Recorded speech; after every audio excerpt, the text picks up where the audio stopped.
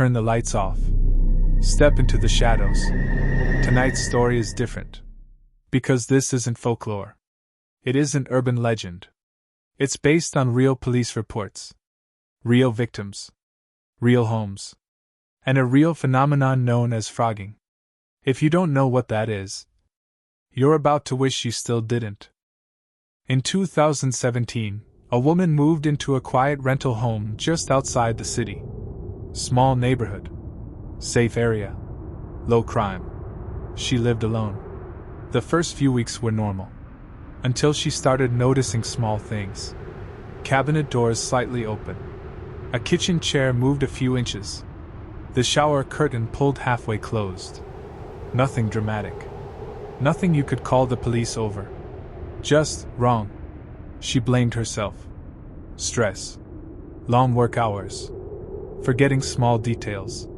Until the food started disappearing. At first it was little things. A yogurt missing. Half a loaf of bread gone faster than she remembered. Then leftovers she knew she hadn't eaten. She even tested herself. One night she placed a soda can in the fridge. Took a photo of it. Marked the level with a Sharpie. The next day, the liquid was lower. She lived alone. No pets. No roommates. No history of sleepwalking. That was the first time she felt it. That crawling sensation up the spine. The realization that something wasn't adding up. The noises started a week later. Soft thuds in the attic. Slow dragging sounds inside the walls. And once, a cough. Not from outside. Not from the street. From inside the house.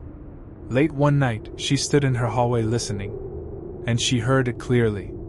Breathing. Above her ceiling. Slow. Controlled. Human. She grabbed a broom and hit the ceiling hard. The breathing stopped instantly. Silence followed. But she didn't sleep that night. The breaking point came on a Sunday afternoon. She came home earlier than expected. Walked into the kitchen. And saw the attic ladder pulled halfway down. She had never opened it. Ever. Her hands were shaking when she climbed up.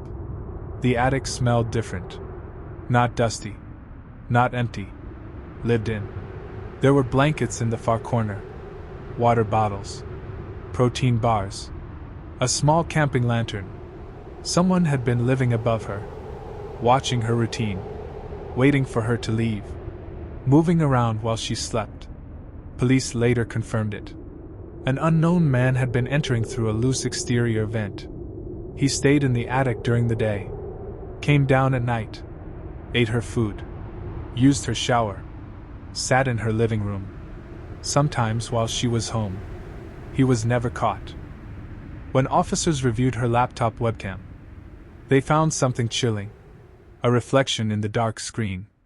Behind her. In multiple photos. A faint outline of someone standing in the hallway. Watching. He hadn't just been hiding. He had been observing her. Learning her schedule. Waiting for the right moment. The police told her she was lucky she came home early. Lucky he wasn't in the kitchen when she walked in. Lucky he didn't escalate. Lucky. But here's the part they didn't put in the report. For weeks after moving out, she still felt watched. Still checked ceilings.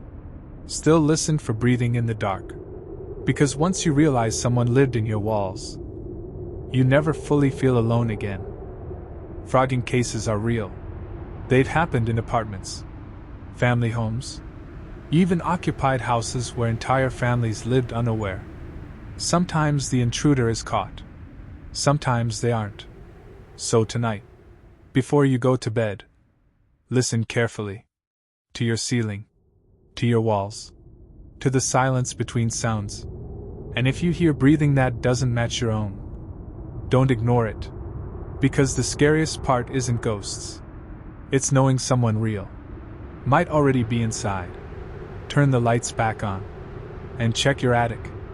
Slowly.